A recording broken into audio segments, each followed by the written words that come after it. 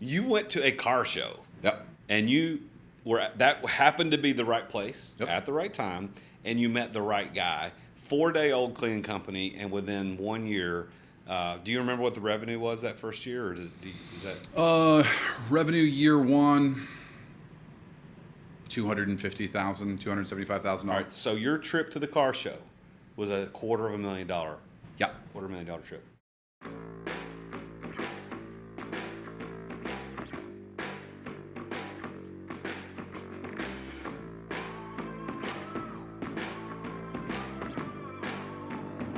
In today's ultra-competitive business world, being a successful entrepreneur or business owner can be very challenging.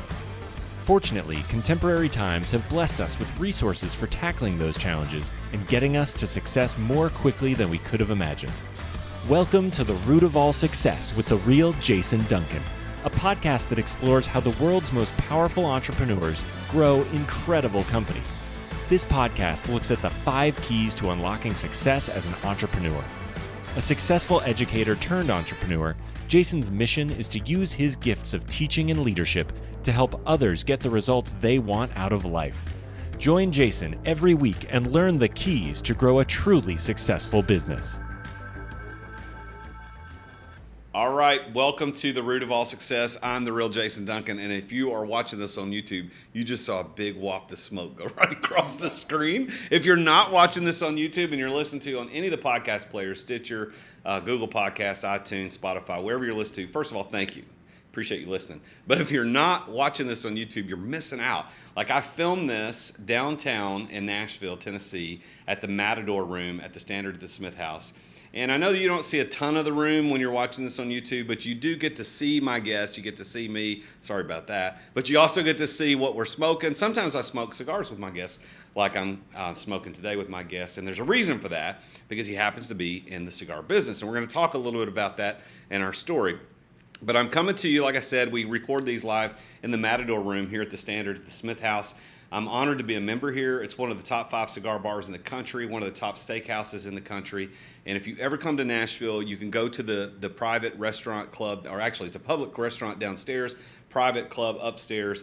And if you come and you go eat downstairs and you are very nice to the wait staff and say, hey, I heard Jason Duncan talk on The Root of All Success that there's a private club upstairs. Can I take a tour? And they will give you a little tour. Just tell them you heard about that right here on The Root of All Success.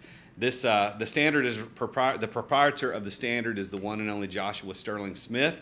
This is 18,000 square feet of Southern sophistication and style right here in the heart of downtown Nashville, and it is a must-do when you visit the city. You've got to come here and check this out. Our episode sponsor for today is 19, and I know you've got a website. If you don't have a website, what in the world are you doing? Like, you got to have a website, but your website guy or your girl who designed that website may be MIA, or they've upped their prices and it's too cost prohibitive for you to work with them, or you designed the website 10 years ago and you haven't had anybody update it. 19 eliminates all those issues for you. What they do for a small flat monthly fee, they manage your site, host your site, keep your site secure, they update it, they make sure that it's mobile ready, mobile friendly, everything you need. They just take your current site and they take it all. Like, they do my personal site at therealjasonduncan.com, and since they took it over, I can tell you there has been an uptick in traffic. There's been an uptick in the way that people interact with it, with calls to action, where they're just going to make sure that it works right. And as a listener to The Root of All Success, you get $600 off your annual subscription for that, and it's really not that expensive. So here's how you get in touch with 19. Go to Manage My Websites, that's plural, managemywebsites.com/root. as in Root of All Success. And when you go to that site, fill in your information, it will automatically qualify for $600 off the annual subscription for that service. And I cannot recommend it more highly. As a matter of fact, the CEO, Nathan Ruff, was also a guest here on my podcast not too long ago, and they run a fantastic company. He does a great job with websites, and so no matter who did your website originally, like my guy who did mine originally is great, still work with him on all my other stuff, but Nathan and 19, they took it over and they do a fantastic job. So go check them out, managemywebsites.com/root. Now, on with the show. So my guest today is we were talking pre-show, neither of us know where the hell we met each other. Like, we don't know how we met, but we have become friends on Instagram. He lives in San Diego, California, and he's flown all the way over here to Nashville just to be a guest on my podcast. And we got a little something else special for tomorrow night. We got this big dinner we're doing. It's also kind of cool. But we met somehow. Who knows? And then he invited me on his podcast. He also hosts of a podcast called There Is No Try. And he invited me on his podcast sometime, I think it was June of 2020. And then we connected on Instagram and other places and just stayed in touch. And he posts amazing content. And you can follow him at Puro Traders. That's Purotraders. Did I say that right? So Puro Traders on Instagram, and you can follow him there. And got great content, really encouraging. Of course, if you like cigars, there's a ton there.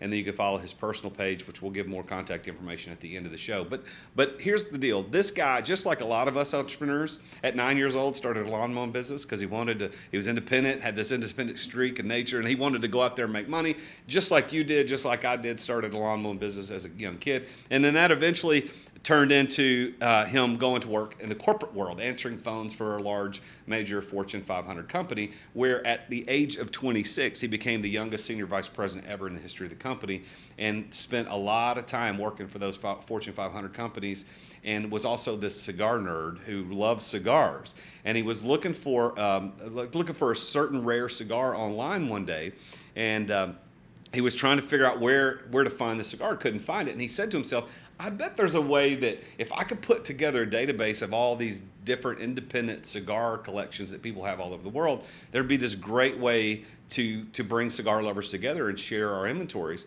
And that is how his company, Puro Traders, was born. And now it's a multi-million-dollar SaaS company that is the largest peer-to-peer network on cigars in the world. And if you're into cigars, you need to go follow them, go look at what they do.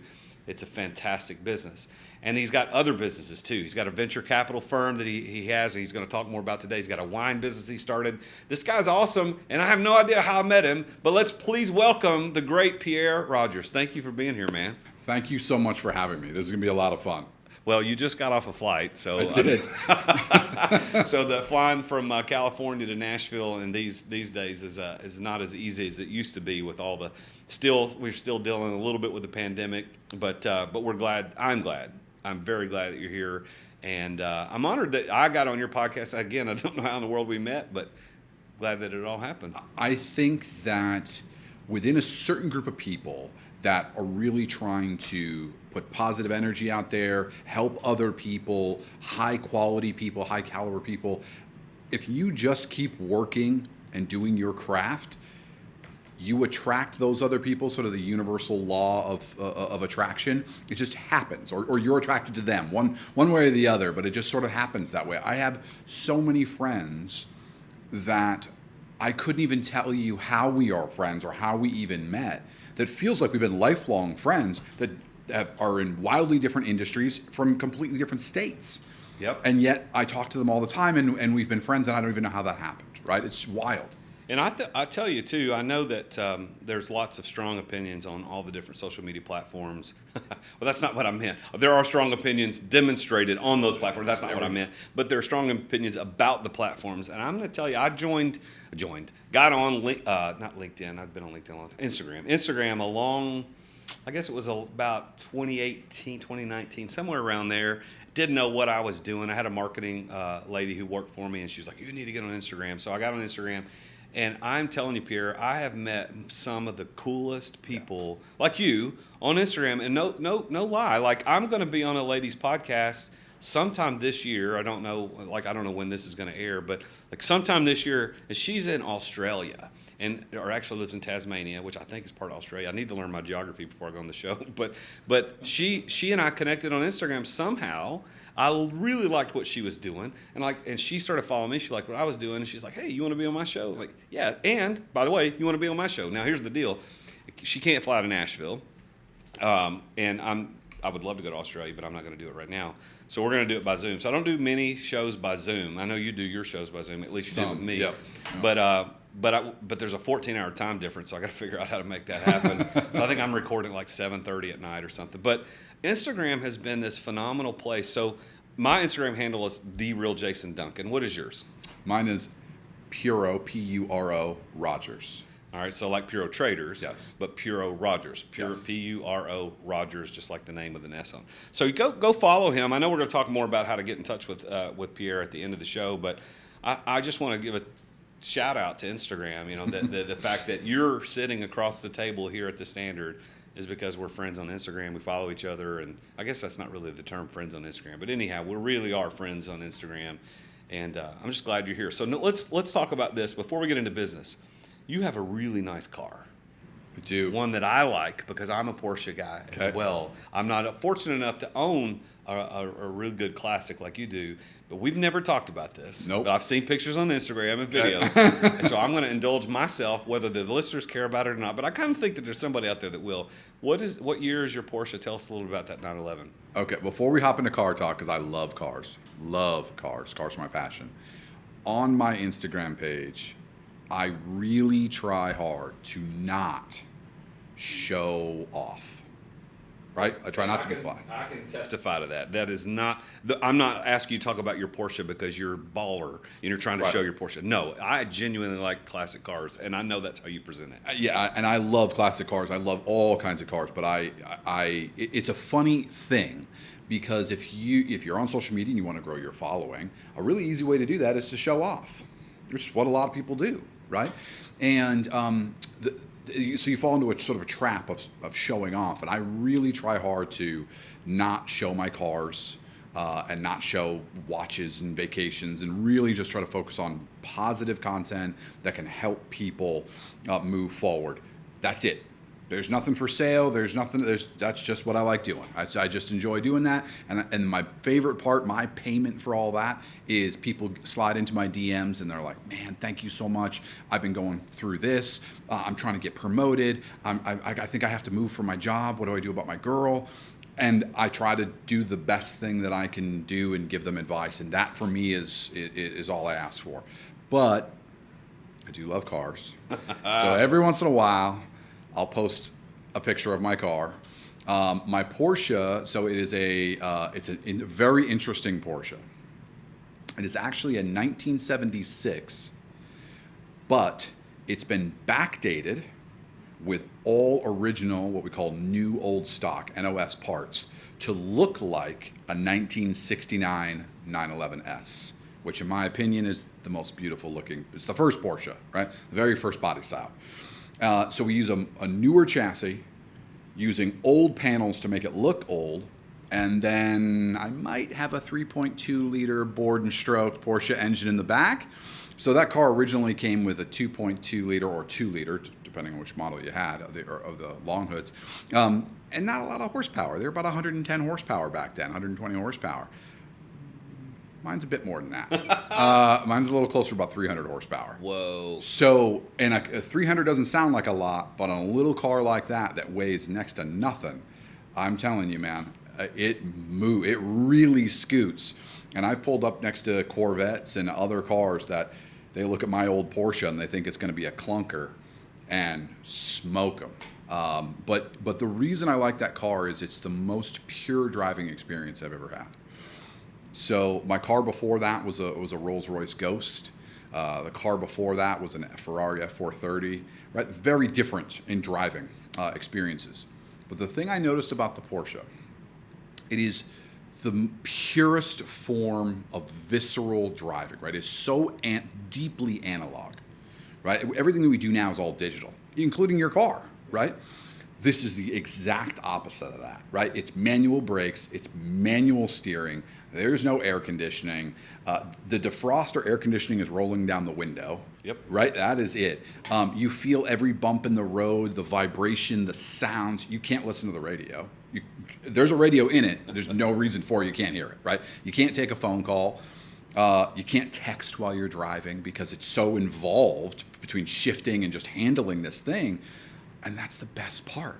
You have this sort of clarity of thought because now everything else in your world has gone away. You have to focus on keeping this thing on the ground. And man, it is the best. I absolutely love it. And what I didn't know about the car is how much other people were going to enjoy it. This is the first car, and I've owned a lot of fun exotic cars, but this is the first exotic car, unique car I've ever owned that universally everybody thumbs up, pictures, they want to talk about it. I'm talking police officers, old people, young girls who usually don't care too heck of a lot about cars. Everybody universally is like, man, that's cool. I like it. Can I take a picture with it? Can I sit in it? And I'm like, absolutely, right? Come on through. So it's really unique. I will say that was not my experience with the Rolls Royce. A little bit different. A little bit different. Car envy on the Rolls. Yeah, not quite the same. But no, it's my favorite car I've ever owned. Well, Just I real know beautiful. that I've never seen a picture of the entire car on your. Not that you haven't posted it, but what I saw was you posted a picture of you driving one day and you were talking, but it was a shot out over the hood, and I knew what it was, even though you weren't saying, "Hey, I'm in my Porsche." I knew what it was because I like old Porsches. And anyway, I know that was kind of a sidebar, and most people may not care about it, but thank you for indulging me. And when I come to your neck of the woods, I want to ride. And I would love to drive it, but I don't want to be so presumptuous. But I will take a ride. I will sit in the passenger seat, and I will grin from ear to ear as we ride through the hills and around where you live. But thank you for the indulgence. Now, so let's go into business. So you've got wine, you got cigars, you've got your venture capital. Yep. Let's start with the cigars. So with the cigar business, Puro Trader, that really was your entryway into entrepreneurialism. Is that right? Other than your lawn mowing business as a kid. But was that the beginning of your entrepreneurship, or was there something else that wasn't part of the intro? Yeah, so I have started many businesses. Some little side hustles, you might call them, to some that were much larger and much more successful.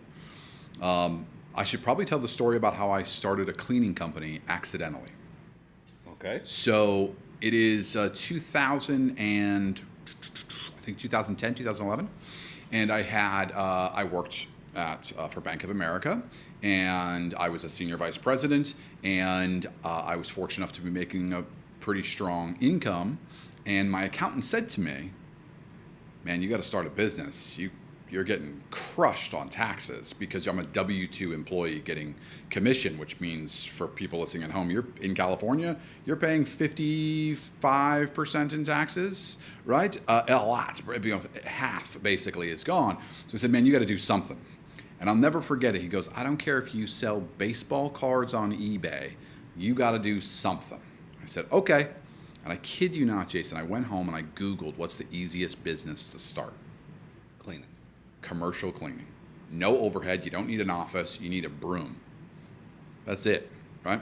So I said, okay. So I got my EIN number. I started the corporation. I went and had a website built. And that is it. That's my whole business. An EIN number and a website.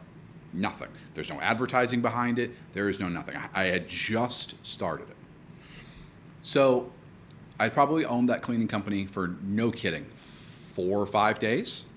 And I go to a car show on a Sunday morning, like local car show, kind of cars and coffee thing, right? It's really 4 car guys about cars, right? It's not really sort of open to the public. So it's early on a Sunday morning, probably about 7 a.m. on a Sunday morning. And I pull in and I'm driving a red F430 Ferrari. And there's a yellow F430 Ferrari. I park right next to him. And there's probably about 150 cars that had shown up, but we were the only 2 Ferrari F430s. We're the only of that model. And so as it would happen, the owner comes over to me and says, "Hey, I got the yellow one, you got the red one." And I said, "Yeah." So we start talking. And we've been talking for probably about a half an hour, sipping our coffee, walking around, looking at the other cars, just talking about life. And he goes, "Man, what do you do?" And I decided I'd be kind of crack wise a little bit. And I go, "Oh, I'm a janitor." It's funny, right? I got out of a Ferrari, I'm a janitor. He goes, "Oh, that's interesting. I'm the largest property manager in all of Sacramento. We should talk." 5 days later, he calls me and says, "Can you start? We're firing our cleaning company. I need you to come through. I manage a 180,000 square foot medical office. I need it cleaned 5 days a week." Jason, I don't have a broom. I don't have anything. I have nothing. Okay? So I go, "Yeah, absolutely, we'll do that, of course." I don't know how to price this. I've never bid on a job. I don't know anything. So now I'm trying to figure out, okay, What's the cleaning business? Well, it's labor arbitrage, right? How much can I get labor for versus how much I can charge for the labor? I make the difference. Okay. Plus there's some materials involved. All right, let's go. And I kid you not, for a month, so we hired a whole bunch of people real quick. What year was this, by the way? 2000 and, gosh, it's got to be 2015-ish, 2014. So not long. Not long ago. No. So we hired a bunch of people, and I would work my day job at night, suit and tie, the whole nine. And then I'd go home, have dinner with my family, and I'd leave dinner, and I would drive over to this medical building, and my crew would meet me there. I still have the suit and tie on. I have not taken that off. And we would clean the building from 9 p.m. until about 3:30, 4 a.m. Then I'd go home and I'd sleep for about 2-3 hours, and I did that again. I did that for a month. Not sustainable much longer than that. Until we got the crew trained up, and we frankly just figured it out. I mean, I'm making it sound sort of glamorous. We stumbled and bumbled and made every stupid mistake, and the client was mad at us, and we're just figuring it out, man. We didn't know what we were doing. But we were fortunate enough to hire some good people, and so we got that building, and it paid us a nice income. And, well, once you get that one, you get another one, and another one begets another. And within 12 months, we had 35 employees, and we're cleaning for the state. We're cleaning for the DMV. We're cleaning for all these different big medical buildings. Yeah, it was absolutely wild. Oh my goodness. Yeah. So this plays into, and I'm gonna jump the gun a little bit. I usually go much deeper into stories before I get into my keys of success that we talk about. But what you just revealed is so dead on in two of those keys: right place, right time, and knowing the right people for success. That I gotta do this. So like my 5 keys of success start with passion, and then the second one is place, being in the right place, right time. Third one is knowing the right people. 4th is preparation. The 5th is plan, which we'll get into all those. But you went to a car show. Yep. And that happened to be the right place at the right time, and you met the right guy. 4-day-old cleaning company, and within 1 year, do you remember what the revenue was that first year, or is that? Revenue year 1, $250,000, $275,000. All right. So your trip to the car show was a $250,000. Yeah. $250,000 trip. People listen to that, guys. I tell you, and I'm going to look at the camera. I don't normally look at the camera during the middle of the show, but for those of you watching this on YouTube and listen. This is what entrepreneurialism is about. You might say, Pierre was really lucky to be right there at that car show. No, let me tell you something. You're not lucky driving a Ferrari.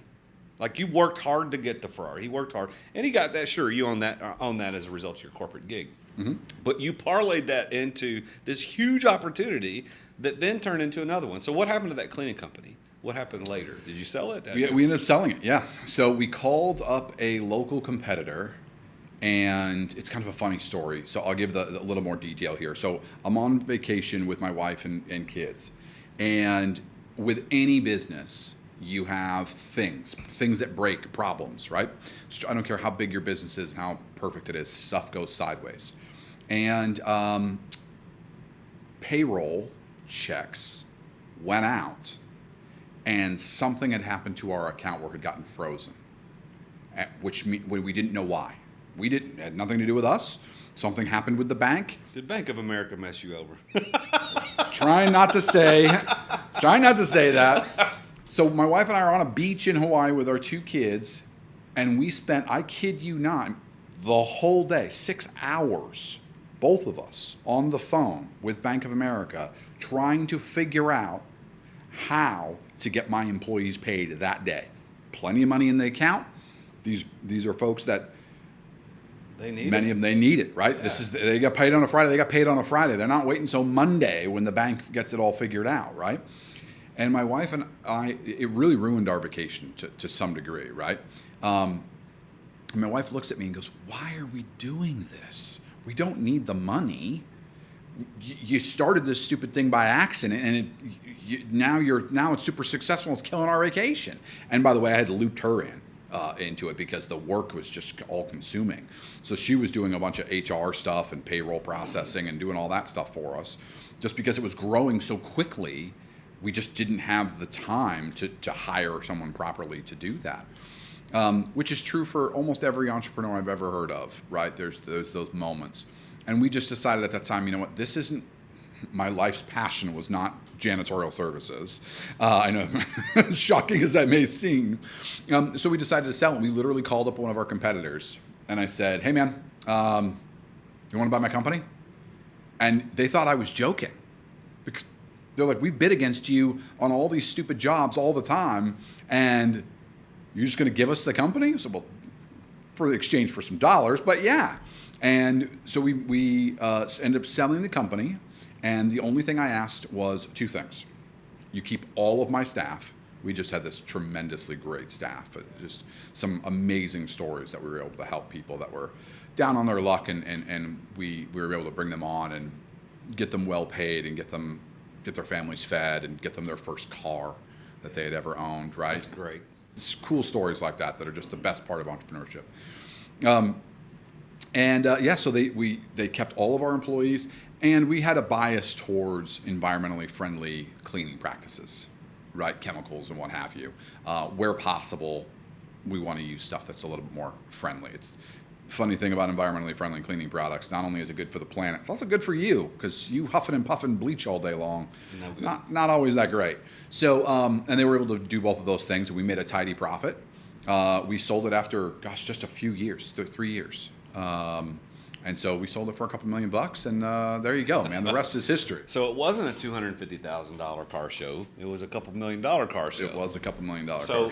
So The accidental entrepreneur, I didn't know that about you. I am also an accidental entrepreneur, and I think that some of those stories are some of the most appealing for people who are listening to this show, because they're like, okay, so I'm an accidental entrepreneur. I lost my job, I got fired, whatever, and now I'm having to do this thing. There's amazing stuff on the backside of those accidents. And I would also say this too: it ruined your vacation.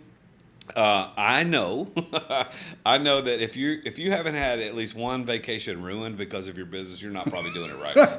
That is the truth. I've had at least one vacation ruined because of a business. You know, something goes.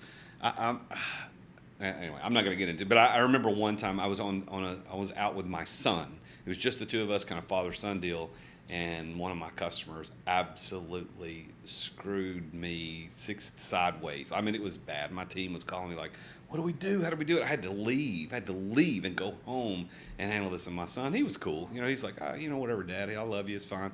But yeah, you're probably not doing it right, or you're doing it really wrong. Yep. One of the two things. All right, so you got this cleaning business. Yep.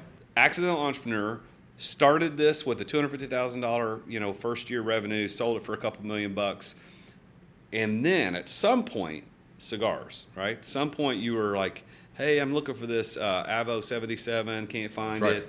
And that would spark the idea for Puro Trader. So tell us a little bit about that. Yeah, so there was some overlap there. So I actually had the cleaning company and Puro Trader at the same time. Now, again, Puro Trader was an accidental entrepreneurship. The long story is, I was looking for this very specific cigar. I was looking for an Avo 77. And why I was looking for this one cigar is because back when I was about 21 years old, I went to my very first cigar dinner in Boston, Massachusetts. I went to a steakhouse that is still there. And upstairs, we had this private dinner, and it was very expensive. $250, $300 for the ticket. And when I was 21, $300 might as well have been $300,000, right? So it was every dollar I had to be in this room. And Avo himself was there. And he considers himself a jazz pianist first and a cigar maker second. And he makes some incredible cigars, so you can imagine how he plays the ivories. So I remember I'm there wearing my only suit I owned. And in the room are lobbyists, politicians, business owners, this was the who's who of Boston, right? And then the little old me all dressed up, and Senior Avo tickling the ivories, playing music, and I'm eating a steak, smoking a cigar, having the time of my life. And I bought his birthday cigar. He was turning 77 years old. This was for his birthday. And he had come out with the Avo 77 to commemorate his 77th birthday. And it was all the money I had to buy my first box of cigars, real box of cigars. And so I said, you know what? I'm gonna age these. I'm gonna put these in my humidor, and I'm not gonna smoke them. I'm just gonna hold on to them. Well, fast forward about a decade. Fast forward almost a decade, and I had made a little bit of money, and I built a walk-in humidor in my house. And I had moved from Boston to California, and in the unpacking of my collection out of these sort of bigger cabinet-style humidors into the walk-in humidor, I'm going through everything, and there's that box of Avo 77s. So I grab the box and I open it up, and there's one cigar missing. And I'm like, I sure as hell didn't smoke it. But it grew legs somewhere along the line. How many kids do you have? Yeah, well, they're too young for that, but I got a couple of knucklehead buddies that I'm sure didn't know what it was and just grabbed one. And so I did what anybody else would do. I was like, well, I need one. How hard can that be? Yes, it was a limited edition cigar, 8-9 years ago at the time. I'll just go on Google. So I start Googling. Nothing. I call my cigar buddies. Nothing. I call a couple cigar shops. Nothing. I go on cigar forums. Puff.com, Cigar Aficionado. I got all of them. Hey, I'm looking for this cigar. I'll pay you $50 for the stick. I'll pay you $100 for the stick. I just want one. Anybody got it? Nothing. And I thought, well, this is ridiculous. Why isn't there a way where I can look through everybody's humidor, everybody's collection? Seems pretty obvious, right? Collectors, I don't care if you collect sneakers, stamps, coins, wine, it doesn't matter. You like to geek out with other people that are like-minded, that have that same passion. So what if I just created a platform where you could input your own collection into kind of what I call an e-humidor, right? An online humidor, and then just simply make it searchable. So now I can look at it, and you can look at mine. That was the business, quote unquote business. I'm using air quotes here because, as you can hear, there's no way to monetize that, right? It wasn't some big expense. So I hired a buddy of mine that's a coder, and eventually we figured out how to build this thing, and we did. And it took off. And ultimately what ended up happening was, well, you're in Portland, Maine, and I'm in Los Angeles, and you got something that I like. Well, how do we do this? I don't know you, you don't know me, but I want to buy that thing that you got. Commerce commences. So we had this kind of, get off the pot moment and said, okay, let's figure out how we can monetize this by creating a safe and secure way to have a secondary market, effectively a stock market, for cigars. And that's how it started. And that was in 2015, 16, somewhere around there? So we started building in the end of 2014 into 2015. It took us well over a year to build it. Again, we had no sense of urgency. It's not a business, right? We didn't start to monetize until coming into 2017, right? And then it started slow, started real slow. The first year we had just a handful of sales a month, 2 or 3 sales a month, very lightly used. And the reason was that we had a lot of demand, but very, very little inventory, right? And so collectors, by definition, collect. They're not called sellers, they're called collectors. So we had a whole bunch of people who were looking to buy, not enough people who were looking to sell. So what we learned from that is, wow, maybe if we reached out to some retailers throughout the country and have them put their inventory on there also. So now we've got regular Joe Blows putting their collection up there as well as some retailers. Now we'll have enough people on there that are both buying and selling. And that started to produce some more sales, but still wasn't the trick. What we realized the trick was, is we had to step up and put a guarantee on everybody's purchase. Because as many people know, I'm sure your viewers know, cigars have to be kept right? The right temperature and the right humidity specifically. And if they're not, they're ruined. The value's ruined, the smoking experience is ruined, it's over. So many users thought, well, how do I know they've been kept in good condition? Right? The question was always, I don't know that guy. I don't know how he keeps his cigars. They're in his sock drawer. What's wrong with that, right? Exactly. And I would push back on people saying, yeah, but do you use Uber? Yes. Okay. How do you know he keeps his car in good condition? How do you know he's not going to get a blowout or he's replaced the brake pads? You don't know. The only way that you get in that car is because you believe that because it's his car, he probably treats it kind of similar to the way you treat your car, right? And he doesn't want to die and get into an accident, and neither do you. So kind of copacetic. Same thing for cigar guys. If you go and spend $500 or $1,000 on a box of cigar, you're not going to throw them in your sock drawer, right? You're probably going to take care of them. Right. So it sounds obvious, but it was actually a lot of training of our customers to get them over the hump of trusting that other people took care of their cigars just as well as they did. And you put a guarantee in place, right? Yeah, so that's what we had to do. Ultimately, we had to put, How'd that work?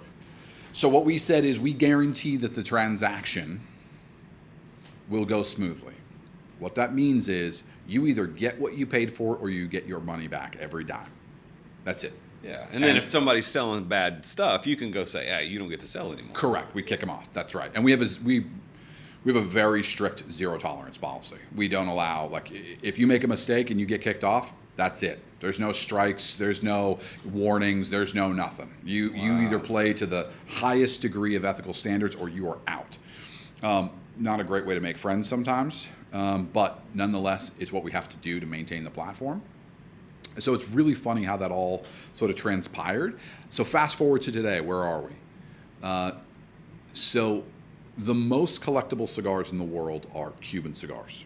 Well, we're an American-based company. We can't deal in Cubans. Did the embargo not the removal of the embargo not affect that at all? So we didn't remove the embargo. Oh, it didn't? No. I guess I misunderstood. We loosened up to the restrictions, but we never removed the embargo. Oh, okay. And we can talk all about that if you want. But long story short, we never fully removed it, which is why here in the United States you still can't get them. While it's easier now to have them because now the law states that if you or I travel overseas, we can now legally buy them overseas and bring them back in the United States for either personal consumption or to gift. You still can't sell, and you're still limited on how many you can bring. Okay. So outside of Cuban cigars, there's a bunch of other brands that people are very familiar with that are very collectible as well. So we are the #1 platform in the world as a secondary market or as a peer-to-peer platform. We're the largest. So if you're looking for rare and vintage cigars, aged cigars, limited production stuff, crazy stuff, we are the default place in the United States. And so how many people are on the platform now? How many users? It's the largest one, right? Yeah, so 250,000 users, 300,000 users, somewhere in that range. That is amazing. Yeah. And so that goes back to 14, 15, and Yep. you start monetizing in 17. We're in 2021 right now, so it's been 3 or 4 or 5 years since you've done that.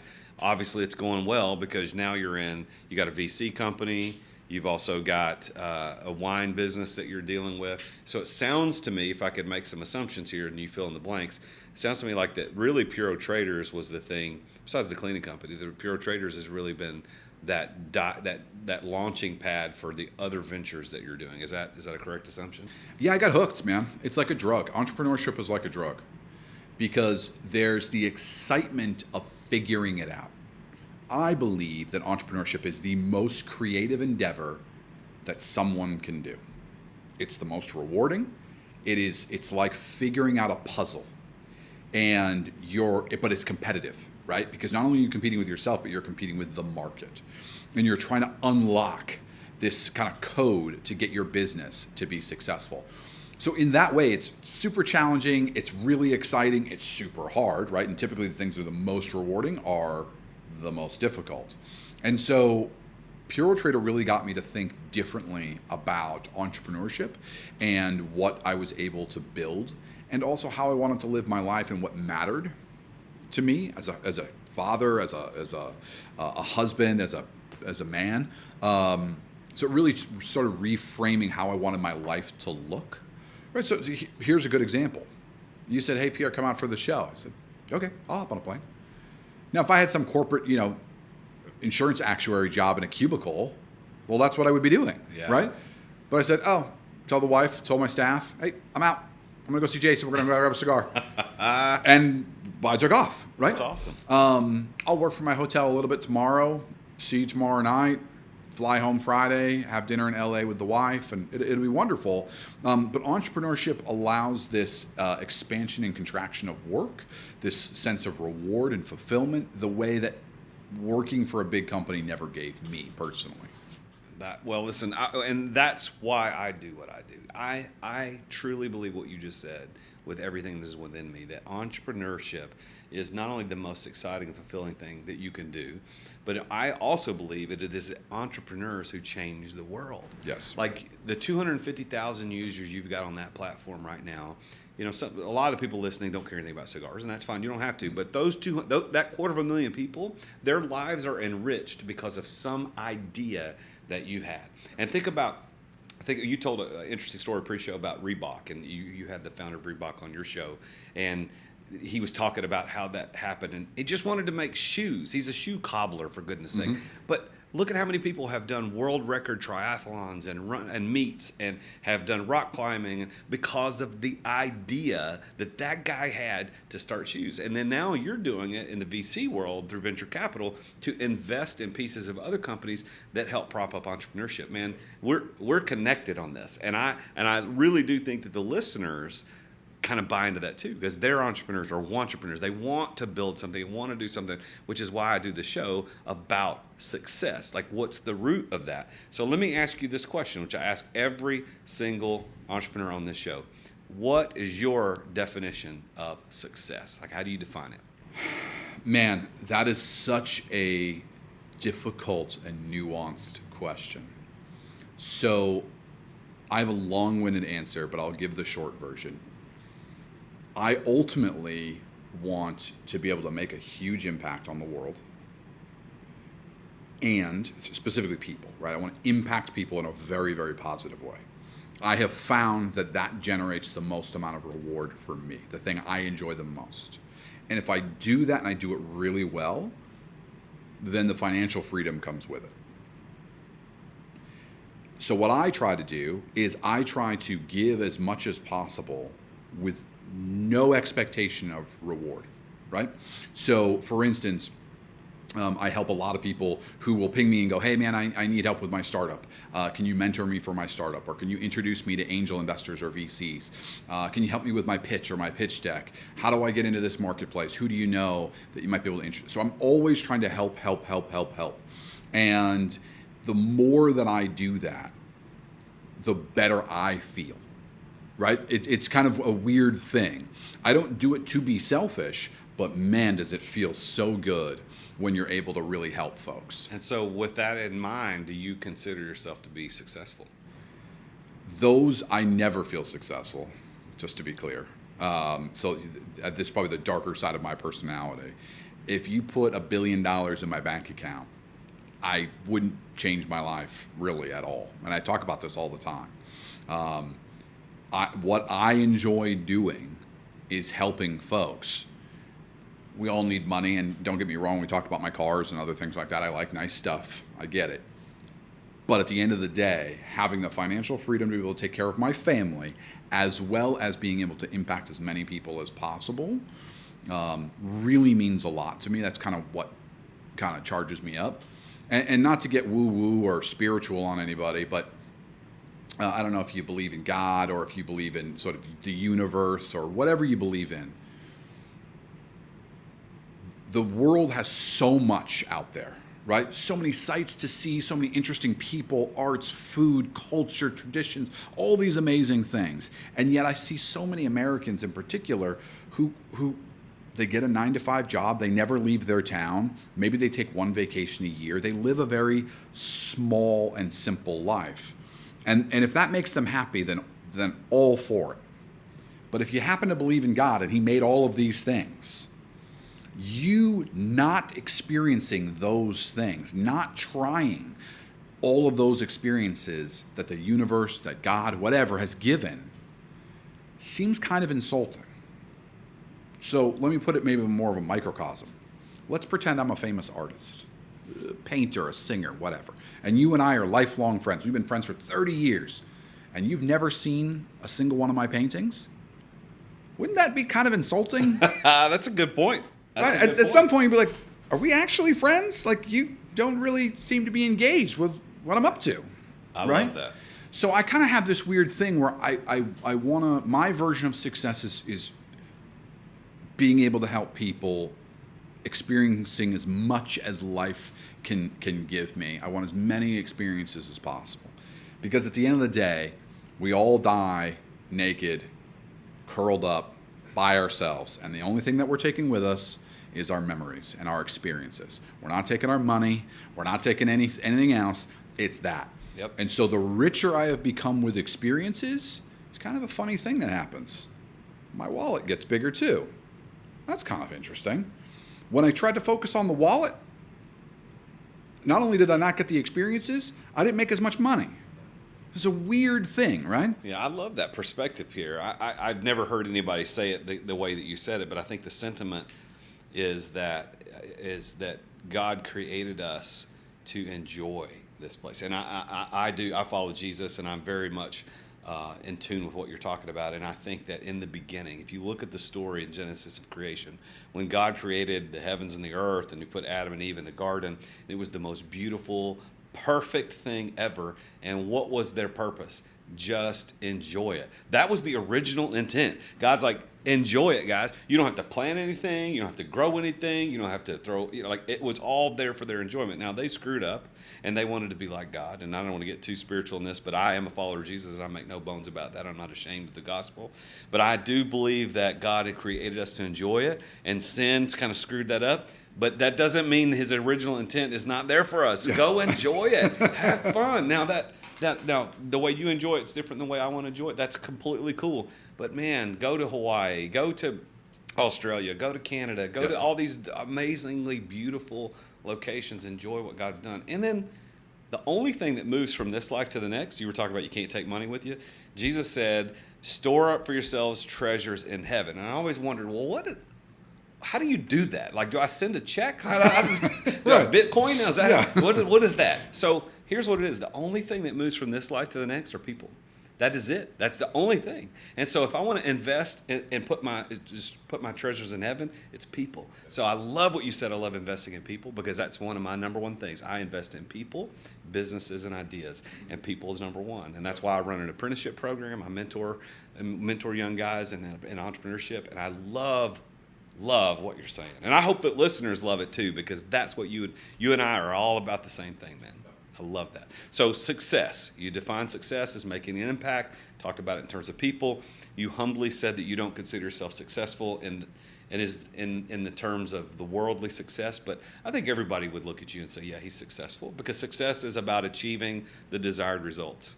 The keys to success that I lay out for everybody are 5 things. The first is passion. And then we've already talked about the second 2, place and people. So I'm going to go back to passion.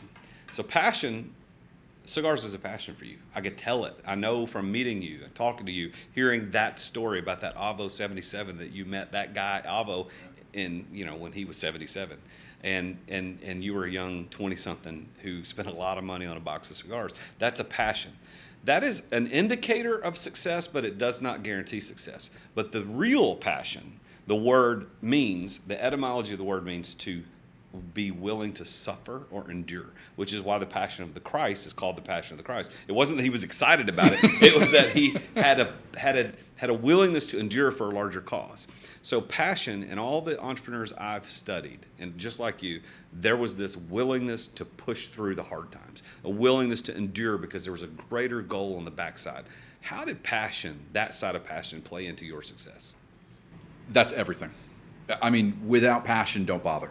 Don't even listen. I'm a little bit cavalier when it comes to this subject, but if you don't have passion around things, a lot of things, I have too many passions, right? For folks that are sitting at home and go, well, I don't really know what my passion is, I feel for you. That probably means you haven't experienced enough stuff. So if you're a person that sits back and goes, man, I'm not really passionate about anything, that means you got to get out of your apartment, leave your house, and go do stuff, all kinds of stuff, right? It's experience as much of life as you possibly can. And through doing that, you will find what you like and what you don't like. Everyone has passion in them. They might have just covered it up, not experienced it yet, but you have to. So being an entrepreneur is easily the most difficult, the most stressful, hardest thing I have ever done by far. and I wouldn't trade it for anything. But the only thing that you can eat is passion, because it is so hard that any sensible, intelligent human being would absolutely not be an entrepreneur, and they would definitely give up. And so I call it being reasonable. You want to be a successful entrepreneur? You need to be unreasonable. So let me ask you a question. Do you think Elon Musk is reasonable? He's putting rockets on the moon. He went into the auto industry, completely changed that. Love or hate the guy, doesn't matter. Would you think that Elon Musk is a reasonable person? Or Jeff Bezos? Does that seem like a normal, reasonable kind of guy? No, not even a little bit, right? They are so forward future thinking and take these massive long-term bets. Those are unreasonable things to do. No reasonable human being would say, I got a great idea. I'm going to take on auto manufacturing and NASA at the same time. That's what I'm going to do and be successful at it. A reasonable person would say, I'm going to go be an accountant. That is great. That's a good point, man. That is really good. I had not thought about it in terms of reasonability and unreasonability, because I consider myself a reasonable person, and I think that the world needs more reasonable people. But I see your point. It's like you got to think through what's normal, what is acceptable, and say, look, I don't settle. Period. Yes. I don't settle. Period. End of sentence. I'm going to push, and that's what entrepreneurs like Bezos and like Musk and like Rogers, like you have done, and like so many others before you and me, and who will come as a result of listening to podcasts like this, that we can push through those things. Passion will carry us. And then the second P is being in the right place at the right time. We've already talked about that. Third P is knowing the right people. We talked about that in your story. But the fourth P is preparation. How did you prepare? What know-how did you have to be successful in the cigar business? Well, you know what? Let's back up. Because I think that probably a listener is going to go, wait a minute, Jason, you always talk about this preparation. You got to have know-how. And Pierre just sat here and told a story that he sold a cleaning company for $3 million that he knew jack about. But that doesn't mean you weren't prepared, right? Tell us about how you got prepared for that. So I tell people all the time, I'm not the smartest guy. I didn't go to the Ivy League school. I grew up single parent, no dad. My mom was an alcoholic. I did not have any of those advantages. So because I didn't have any of those advantages, I could only control what I could control, which is really my work ethic. That's about it. That's all I can really control. And prep, well, that's work ethic, right? Putting the laps in, right? Doing the repetitions. So in my finance job, my job was to sell really smart finance people on sophisticated financial products. So my clients were CFOs, analysts, and financial advisors for companies like Merrill Lynch, Boeing, Google, CalPERS, etc. Right? Big companies. That was my job. So in order to have that job, you have to be super prepared, which means you've got to read all the research and understand it, which never ends, right? You're just constantly reading what's happening in the market, what people's thoughts are on it, as well as your own internal thoughts on it. Then you've got to be personable. You have to go and put yourself in uncomfortable situations to go meet these people and get them to invest their clients' money into your products.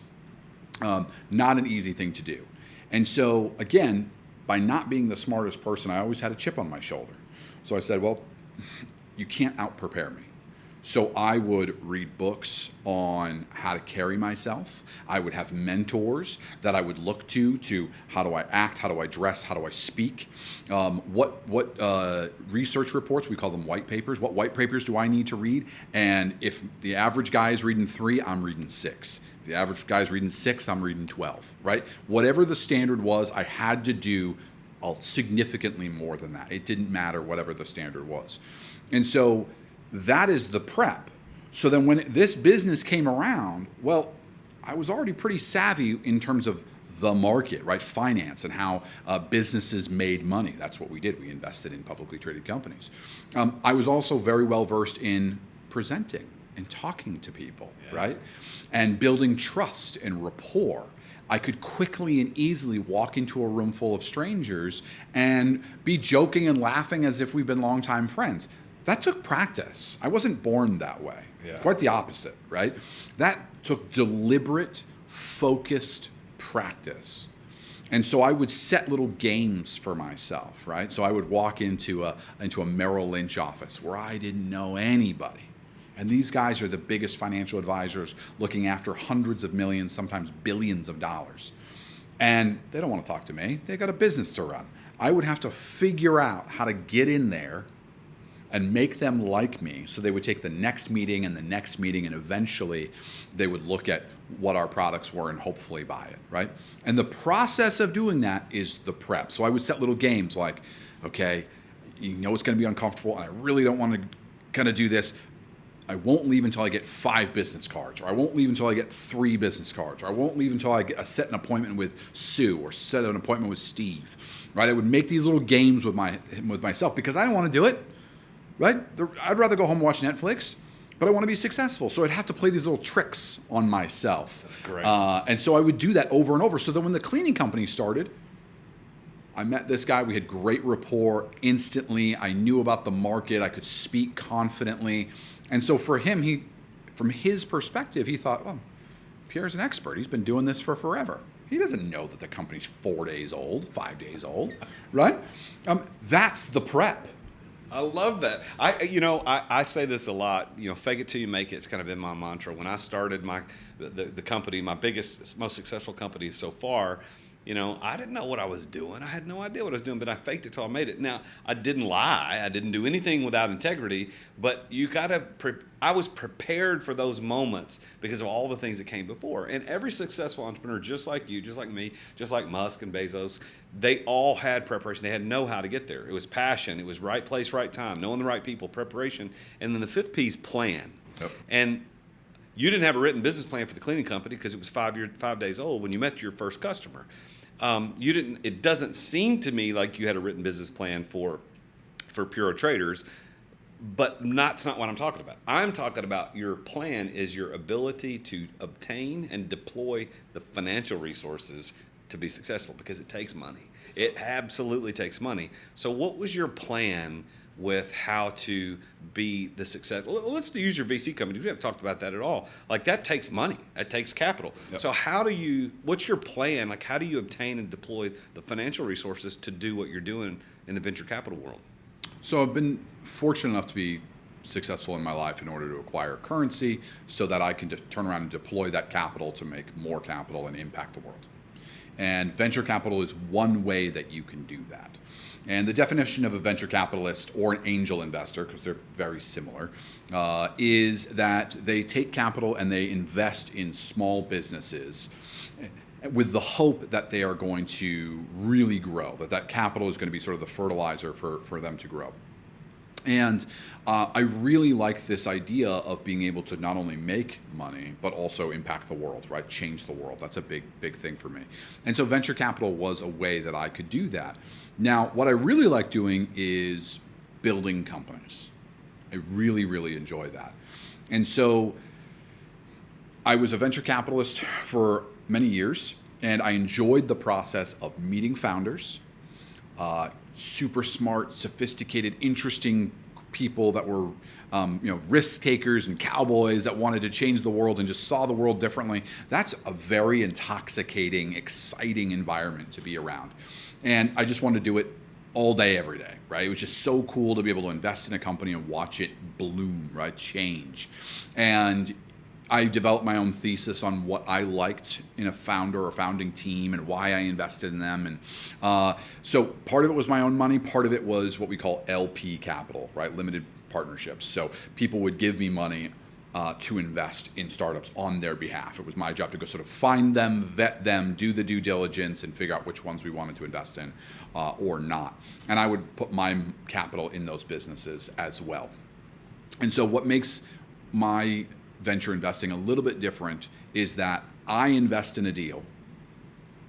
If you, Mr. or Mrs. Investor, if you'd like to come in on the deal, you may. I have sort of X amount of dollars I can put in. I'm putting my money in first. That's whether you come in or not, doesn't matter. I'm in. That's very different than how traditional venture capital is done. So I enjoy doing that a lot. But what I really enjoy doing is being a founder. and really building something. And so back in August of 2019, we started my wine company, really to wildly impact and radically change the wine industry forever. We thought that the wine industry was pretty broken, actually, and I can kind of prove it.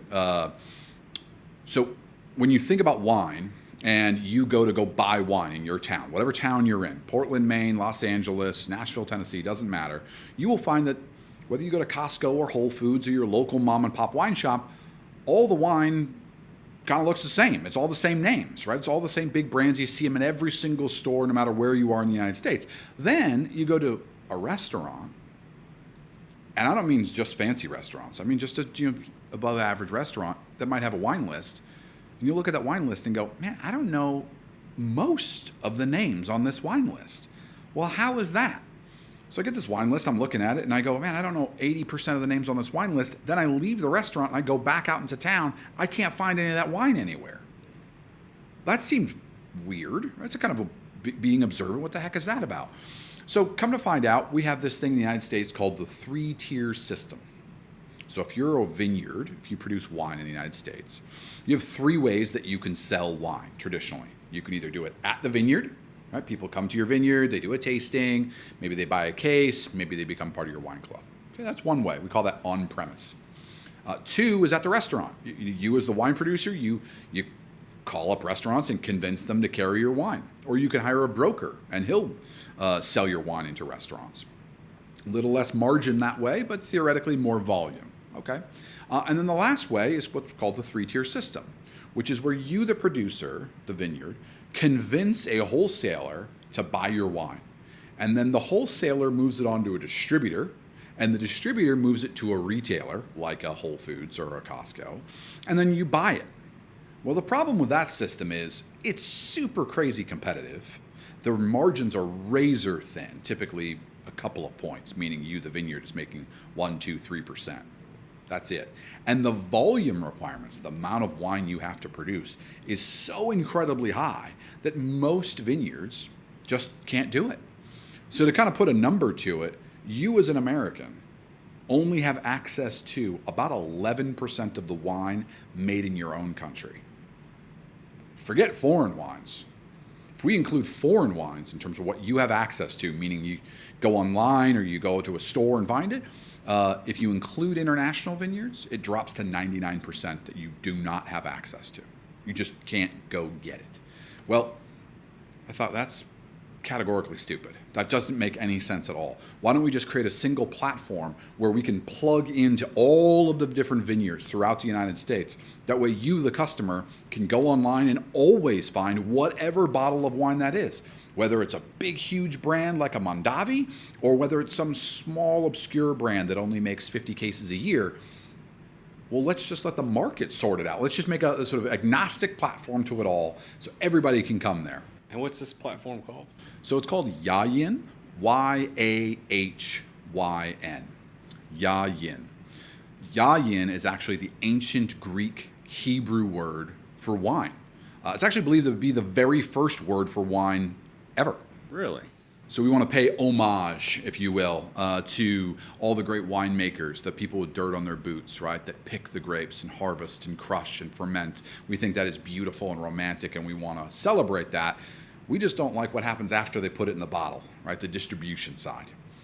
Well, then there's another problem that we come across. Okay, so we come up with this idea, and we think we're all smart, and right, we build this thing out, and then we realize, well, man, if I bring somebody and show them a website with 20,000 different bottles of wine, that's not very helpful because they don't know what to get. Yeah. They're confused. We call that the paradox of choice. Too many choices. Too many choices. Then people won't make any choice. Then they make no choice. That's exactly correct. So what we did is we, using artificial intelligence, we taught a computer how to taste wine, and we can give you an exact match on our site with what wine is going to be bespoke to you, what's going to be recommended to you, the individual. And this is radically different than how wine is sold today, right? Again, if you go online or go into a brick and mortar store, wine is sold to you based on a rating, right? Oh, this one's 92 points, this one's 95 points. Well, that's what somebody else thinks about the wine. That's not what I think about the wine. That's what some guy who theoretically knows way more about wine than I do, that's what he thinks.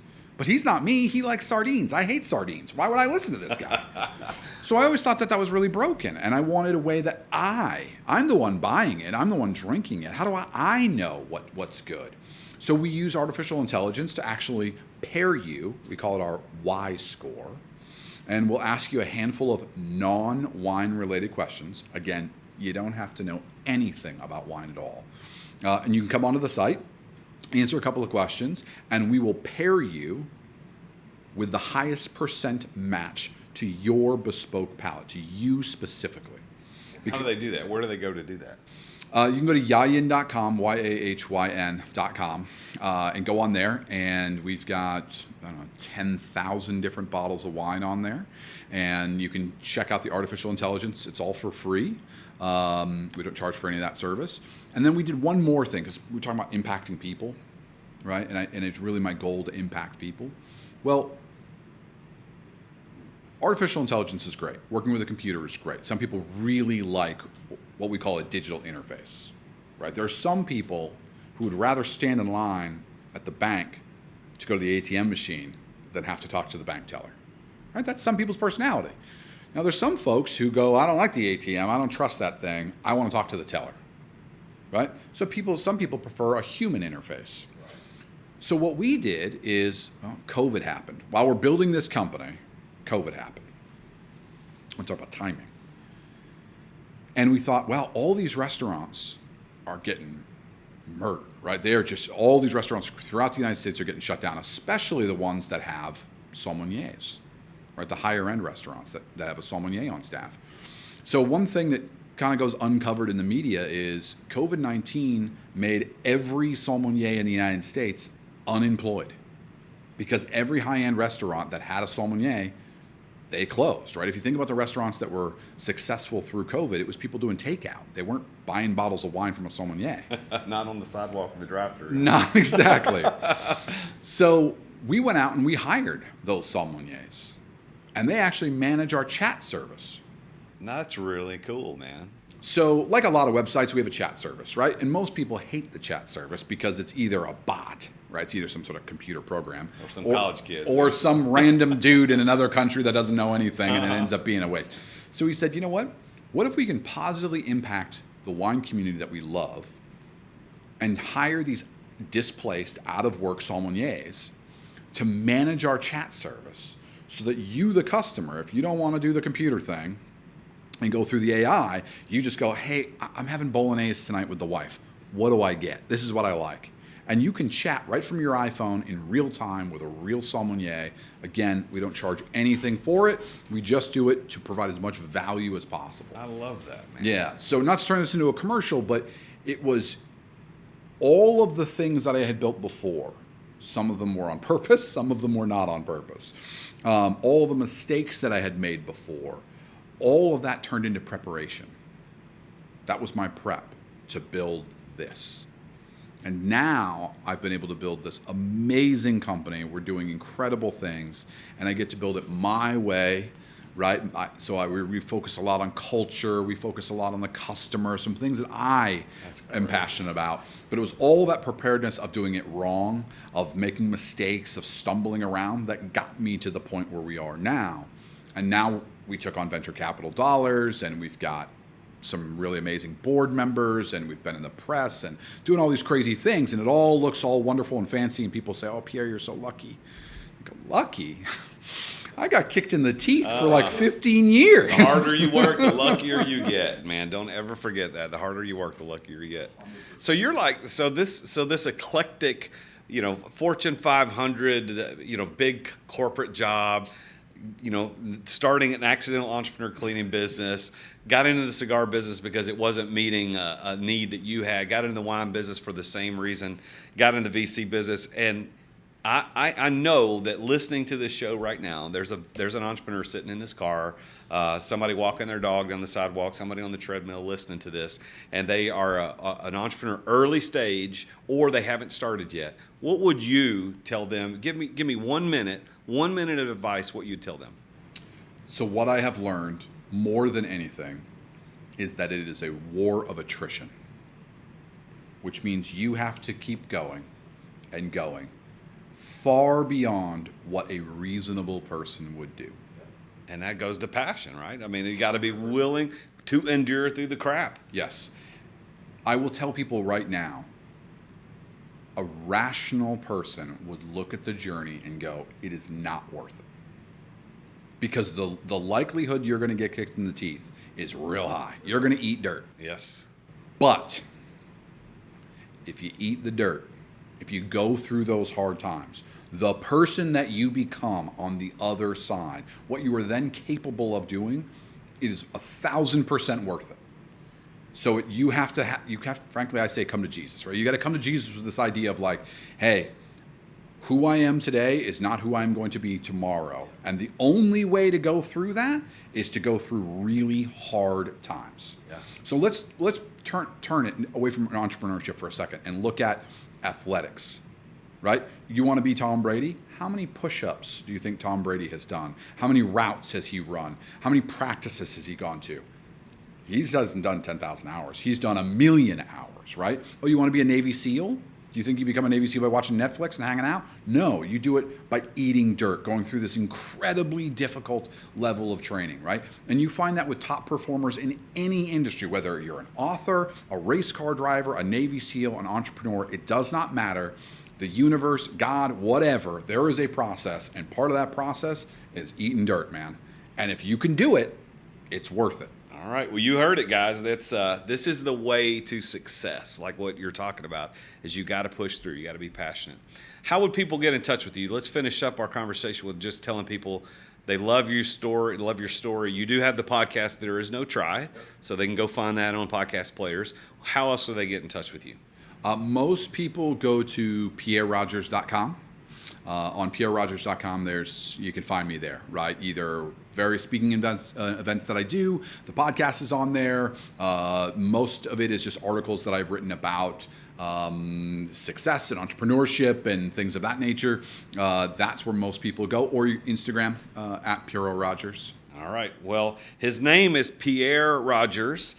So you can go to pierrerogers.com. And his Instagram is Puro Rogers, Puro. So don't get that mixed up because it sounded kind of the same, but I know it's different. So pierrerogers.com or Puro Rogers on Instagram. Well, there you have it, folks.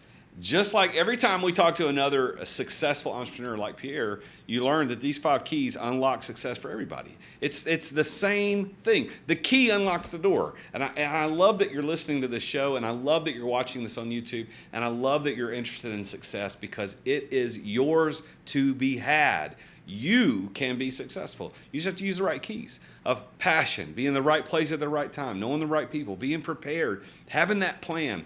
And as Pierre put it so eloquently, eat the dirt. You got to eat the dirt.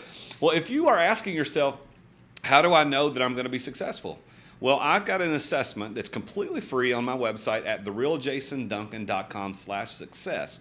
Go to therealjasonduncan.com/success, and there's a 17-question assessment. Doesn't take long to do. You immediately get a personalized report with your odds, your chances, your probability of success in the venture that you are thinking about doing. And it's completely free, my service to you. Another thing that I do is my vision is I want to see 1,000 entrepreneurs start 1,000 businesses a year, because like what Pierre and I talked about is that I truly believe that entrepreneurs are the ones that are going to change the world. They make the world a better place. And so to that end, what I do is I provide coaching and I provide mentorship, et cetera. And of course, I do that, and you pay me for that, and I'm expensive. That's fine. But I do a free 1-hour session with some entrepreneur somewhere in the world every single week. And that could be you. So if you say, hey, I'm not ready to sign up for your coaching, I don't need that. I just need 1 hour to work through a real issue. Just reach out to me. I'm the real Jason Duncan. I help real entrepreneurs deal with real issues. You go to my website, therealjasonduncan.com/free coaching. /free coaching, and you fill out that form. It's just name, address, and what do you need help with. My team and I will take a look at your answers, and if your answer meets what we're looking for, you might be that lucky guest on my free 1-hour coaching session every week to help real entrepreneurs like you deal with real issues. I'm the real Jason Duncan. This is the Root of All Success podcast. I will see you next week when we interview another very successful entrepreneur about his or her road to success. Until then, remember, Jesus is King. Thank you for listening to another edition of The Root of All Success with the real Jason Duncan. If you've enjoyed this week's episode, we invite you to visit therootofallsuccess.com to access the show notes and other helpful resources. Take charge of your business. Grow it from great to incredible. Join us again next time here on The Root of All Success.